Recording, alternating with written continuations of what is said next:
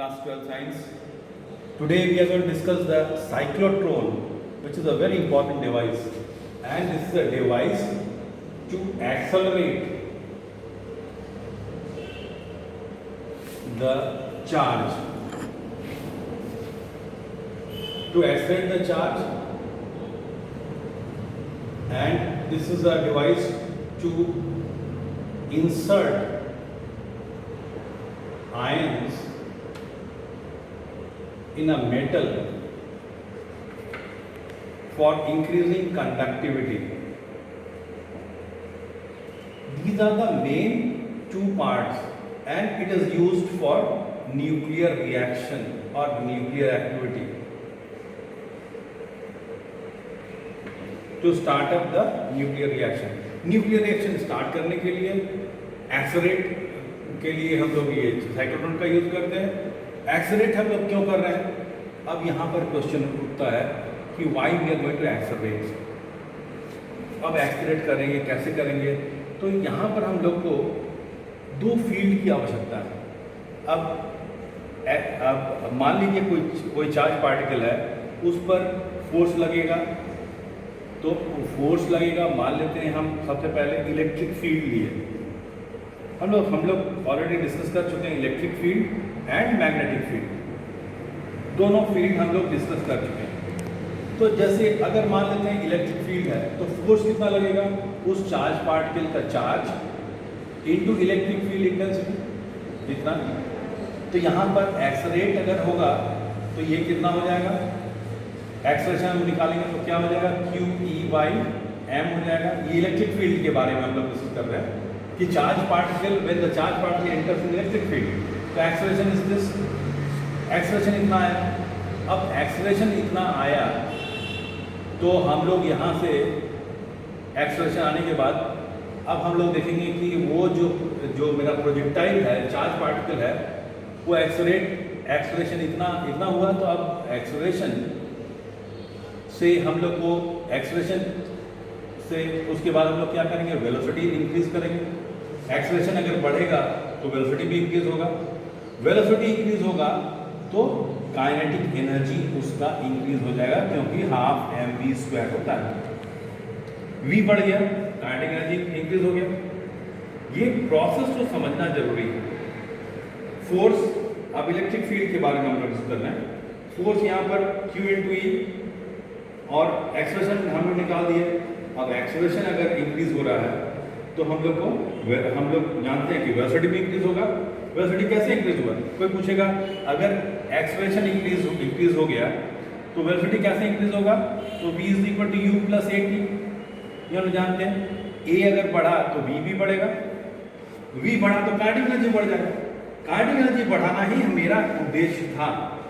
Kinetic energy बढ़ेगा तब जाके वो टारगेट पर हिट होगा, बहुत तेजी से जाके हिट करेगा। ये तो इलेक्ट्रिक फील्ड का रोल है। अब दूसरा एक फील्ड होता है, अगर यही चार्ज पार्टिकल मैग्नेटिक फील्ड में इन किया, मैग्नेटिक फील्ड में, अब मैग्नेटिक फील्ड में ये चार्ज पार्टिकल इन कर रहा है तो क्या होगा? हम लोग को मालूम है मैग्नेटिक फील्ड में अगर चार्ज पार्टिकल इन कर रहा है तो वो चार्ज पार्टिकल को सर्कुलेट करेगा, मीन्स सर्कुलर ट्रैक में घुमाना शुरू करेगा, लेकिन कोई भी फोर्स उस पर नहीं लगेगा। No force is being act. Magnetic field force नहीं लगाता है चार्ज पार्टिकल पर अगर वो परपेंडिकुलर इन कर रहा है। फोर्स नहीं लगाता है मतलब क्या है? मतलब ये है, यहाँ पर मैग्नेटिक फील्ड में इन हुआ तो फोर्स इनफैक्ट कितना होता है ये हम लोग को मालूम है। QVB मैक्सिमम sin 91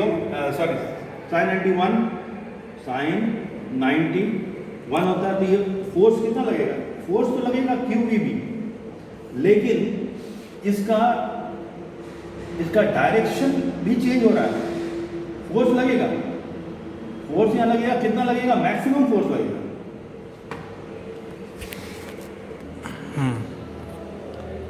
तो कितना फोर्स लग रहा है यहाँ पर? अगर ये 90 डिग्री में इन कर रहा है चार्ज पार्टिकल कोई मैग्नेटिक फील्ड में, तो मैक्सिमम फोर्स लग रहा है।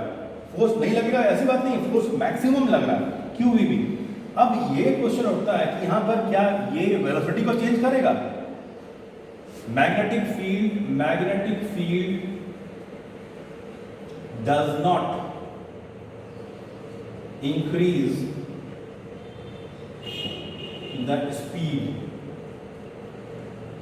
कोई स्पीड में चेंज नहीं होगा, स्पीड में चेंज नहीं होगा तो मीन्स ये काइनेटिक एनर्जी इंक्रीज नहीं होगा, तो मेरा जो मकसद है वो सॉल्व नहीं होगा। अब यहाँ पर क्वेश्चन उठता है कि हम लोग ये इलेक्ट्रिक फील्ड और मैग्नेटिक फील्ड जो है अब यहाँ पर कैसे ये अप्लाई करेंगे, how we are going to apply. तो अब हम लोग फिर से एक बार वापस आएंगे इलेक्ट्रिक फील्ड। अब इलेक्ट्रिक फील्ड ये हमको समझ में आ गया कि मैग्नेटिक फील्ड स्पीड को चेंज नहीं करता है, स्पीड को कोई चेंज नहीं कर रहा है, लेकिन इलेक्ट्रिक फील्ड क्या कर रहा है। अब इलेक्ट्रिक फील्ड वाले पॉइंट पर हम लोग आएंगे। यहाँ पर ये इलेक्ट्रिक फील्ड में इसका स्पीड बढ़ रहा था, एक्सेलरेशन बढ़ा था, इसलिए इसका स्पीड बढ़ा था। अब एक फॉर्मूला आप लोग को मालूम है, v² = u² + 2as। अब इसका जो v है और यहाँ s है डिस्प्लेसमेंट, इसका मतलब क्या है, v इंक्रीज हो रहा है तो कब इंक्रीज होगा, जब s कंटिन्यू इंक्रीज होते रहेगा। तो इसका मतलब ये है अगर चार्ज पार्टिकल कोई इलेक्ट्रिक फील्ड में एक्सेलरेट होते रहेगा तो वो एनर्जाइज हो जाएगा, एक्सेलरेट होते रहेगा। तो अब यहाँ पर क्वेश्चन जो आता है कि v और s में जो रिलेशन है यहाँ पर, अगर हम कोई ये जो मशीन है, मशीन का s हम बढ़ा दें, इलेक्ट्रिक फील्ड है, इलेक्ट्रिक फील्ड कैसे हम अप्लाई करते हैं कि पॉजिटिव चार्ज और ये negative charge, electric field apply हो गया। अब इसका ये डिस्टेंस को हम लोग बढ़ा दिए। अब डिस्टेंस को अगर बढ़ा देंगे तो मेरा क्या इफेक्ट होगा, तो हम लोग जानते हैं डिस्टेंस अगर E = क्या होता है, dv/dr। डिस्टेंस बढ़ा देंगे तो E कम हो जाएगा मेरा, डिस्टेंस बढ़ाने से E लेस हो जाएगा, इलेक्ट्रिक फील्ड इंटेंसिटी कम हो जाएगा। इलेक्ट्रिक फील्ड इंटेंसिटी कम हो जाएगा तो मीन्स फोर्स जो लग रहा था वो भी कम हो जाएगा। इसीलिए हम लोग यहाँ पर ये ऑप्शन को कंसीडर नहीं करते हैं कि उसका साइज ऑफ द मशीन को बढ़ा दिया, इसीलिए ये पर्टिकुलर पार्ट को हम लोग कंसीडर नहीं करते। तो हम लोग के दिमाग में है कि हमको तो उसको एक्सेलरेट करना है, तो how we are going to accelerate to energise it. अब उसके लिए एक ऑप्शन आता है कि हम लोग crossed electric and magnetic field और मैग्नेटिक फील्ड ये अप्लाई करते हैं। कुछ ऐसा ऑप्शन जो कि क्रॉस्ड इलेक्ट्रिक और मैग्नेटिक फील्ड होना चाहिए, दोनों फील्ड वहां पर हो लेकिन क्रॉस मीन्स परपेंडिकुलर। अब इसके लिए हम लोग क्या है, कंस्ट्रक्शन, साइंटिस्ट लोग खासकर लॉरेंस वगैरह मिलके एक कंस्ट्रक्शन किए इस तरह का कि वो यहाँ पर ये डायग्राम में देखिए वो क्या किए, मेटेलिक डीज इसको बोलते हैं, डी जैसा है मेटेलिक डीज लिए D1 D2, जो बीच में यहाँ पर ये S क्या है, that is source of the charge particle का सोर्स है ये, और ये डीज को ऑसिलेटर से जो कि वेरी हाई फ्रीक्वेंसी और हाई वोल्टेज प्रोवाइड करता है, ये क्या ऑसिलेटर से कनेक्ट कर दिया डीज को। अब ये डीज को कनेक्ट करने से क्या है, इलेक्ट्रिक फील्ड प्रोवाइड हो गया। अब ये दोनों के परपेंडिकुलर मैग्नेटिक फील्ड अप्लाई किया, मान लेते हैं इस तरफ नॉर्थ इस तरफ साउथ, तो ये अपवर्ड, तो ये this dot in circle means direction of magnetic field is upward, just like this. ये देखिए डीज इस तरह का रहता है, D1 D2 ये होलो रहता है, 2 डीज ये होलो है।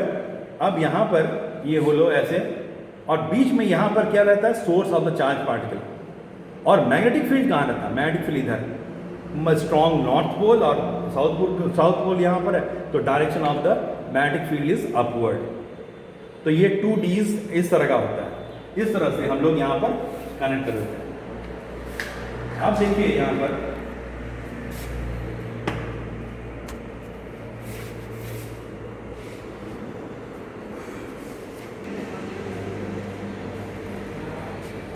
वर्किंग कैसे ये वर्क करता है। यहाँ पर सोर्स ऑफ चार्ज पार्ट के लिए, अब ये चार्ज पार्टिकल मान लेते हैं ये ऑसिलेटर जो है दैट इज समटाइम किसी वक्त ये पॉजिटिव है ये निगेटिव है, ये मान लेते हैं ये चार्ज पार्टिकल हम सुविधा के लिए प्लस क्यू लिए पॉजिटिव चार्ज पार्टिकल। अब ये पॉजिटिव निगेटिव हो गया तो जैसे ये पॉजिटिव चार्ज था ये निगेटिव हुआ तो ये क्या होगा, ये यहाँ से इस ओर अट्रैक्ट होगा D2 की ओर, D2 की ओर और अट्रैक्ट हुआ। इसके ऊपर में क्या है मैग्नेटिक फील्ड, वो क्या करेगा, वो इसको सर्कुलर घुमाएगा ऐसे, इट मूव्स लाइक दैट, क्योंकि हमको मालूम है परपेंडिकुलर मैग्नेटिक फील्ड क्या करता है चार्ज पार्टिकल को सर्कुलेट करता है। लेकिन यहाँ पर electric field as hollow D is there, तो अंदर इलेक्ट्रिक फील्ड कितना होगा, जीरो, इलेक्ट्रिक फील्ड अंदर जीरो होगा। तो ऐसे करके ये मैग्नेटिक फील्ड का ये रोल है कि ये यहाँ से ऐसे करके ऐसे आया, फिर जैसे ये जब ये यहाँ पर निकला तो उस वक्त क्या होता है, ये फ्रीक्वेंसी इस तरह से सेट किया रहता है कि ये इसका पोलैरिटी चेंज हो जाए। अब ये निगेटिव हो गया और फिर ये पॉजिटिव हो गया, जैसे ये आया फिर ये यहाँ घुस गया, क्योंकि पॉजिटिव चार्ज था ये निगेटिव की ओर अट्रैक्ट हो गया। फिर यहाँ पर अंदर में क्या था, अंदर में फिर इलेक्ट्रिक फील्ड जीरो। अब इलेक्ट्रिक फील्ड जीरो मतलब क्या, लेकिन मैग्नेटिक फील्ड तो है ऐसे इसके ऊपर में, तो वो मैग्नेटिक फील्ड से ये इसको ऐसे करके सर्कुलेट कर रहा है। फिर ये बाहर निकला। अब यहाँ पर देखने वाली बात है कि हम लोग ये जो रेडियस है, रेडियस का एक्सप्रेशन हम लोग को मालूम है कितना होता है, रेडियस का एक्सप्रेशन mv/qb, ये हम लोग को मालूम है रेडियस का एक्सप्रेशन mv/qb, लास्ट क्लास में हम लोग पढ़ चुके हैं।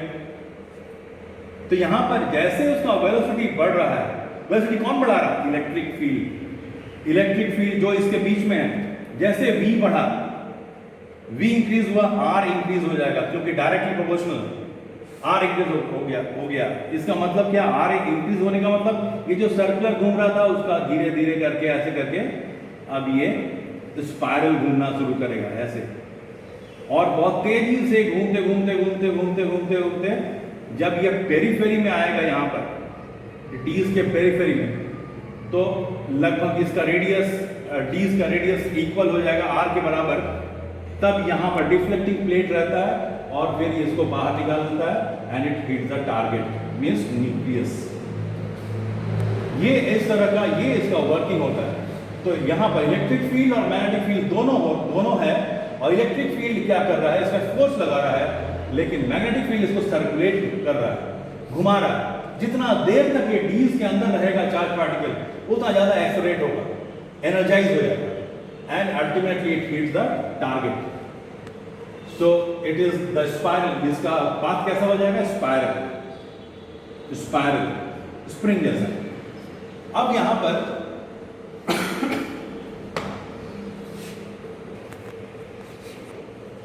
अब इसमें बेसिक जो था हम लोग को मालूम है, पहले पढ़ चुके हैं, QB is equal to mv²/r।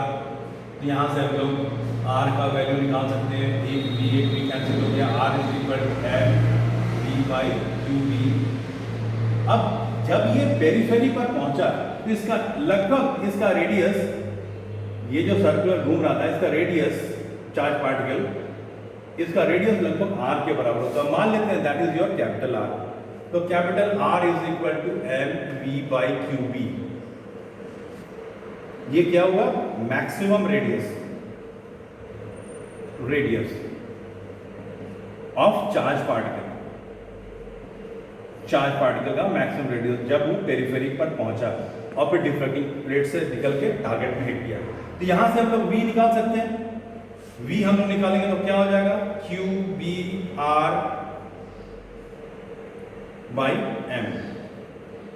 v is equal to qb/r/m,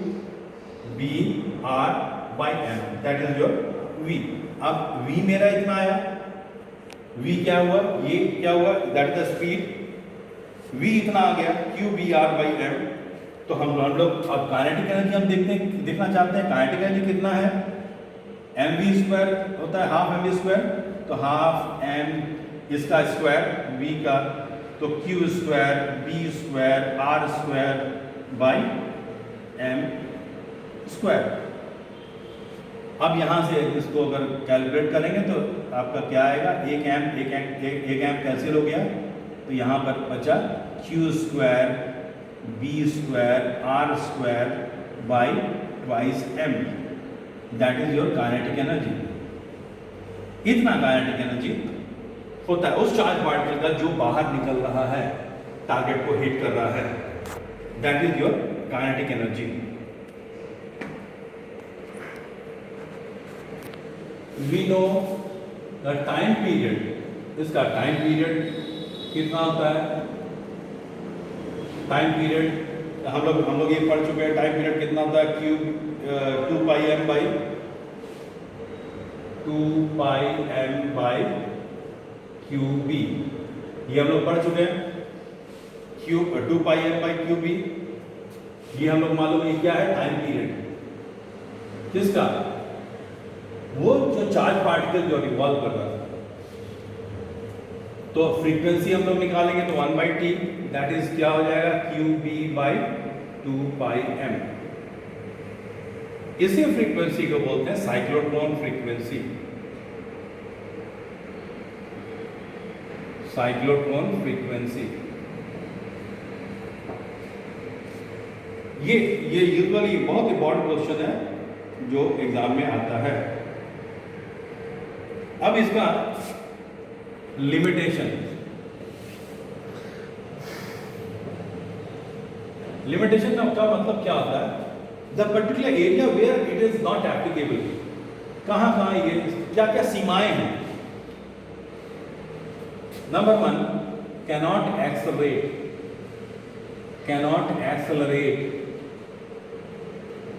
neutral particle को एक्सेलरेट नहीं करेगा।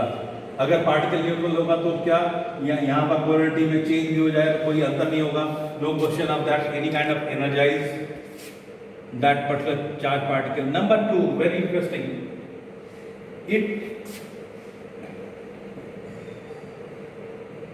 कैनॉट एक्सेलरेट लाइट पार्टिकल और इलेक्ट्रॉन। इलेक्ट्रॉन को भी, इलेक्ट्रॉन लेकिन चार्ज पार्टिकल है, उसको ये क्या नहीं करता, उसको ये एक्सेलरेट नहीं कर पाता है। Reason why it is not being accelerate the charge particle like electron, क्योंकि if the electron is very light, so electron जैसे यहां पर घूम रहा है, जैसे मान लेते हैं +q की जगह -q ले लिए, तो अब ये इलेक्ट्रॉन ले लिए, तो इलेक्ट्रॉन जैसे घूमना शुरू करेगा। Electron being the light particle इतना हल्का होता है कि वो जल्दी से घूम जाएगा, it will go out of step, it will go out of step from that oscillator, AC oscillator. AC oscillator जितना देर में पॉजिटिव टू निगेटिव हो रहा है, फिर निगेटिव से पॉजिटिव, उससे पहले ही वो पहुंच जाता है quickly, so it will go out of state, that's why we are not using it। Electron को भी हम लोग इसको डिस्कार्ड कर देते हैं, हम लोग नहीं लेते हैं, ठीक है, ओके, थैंक यू।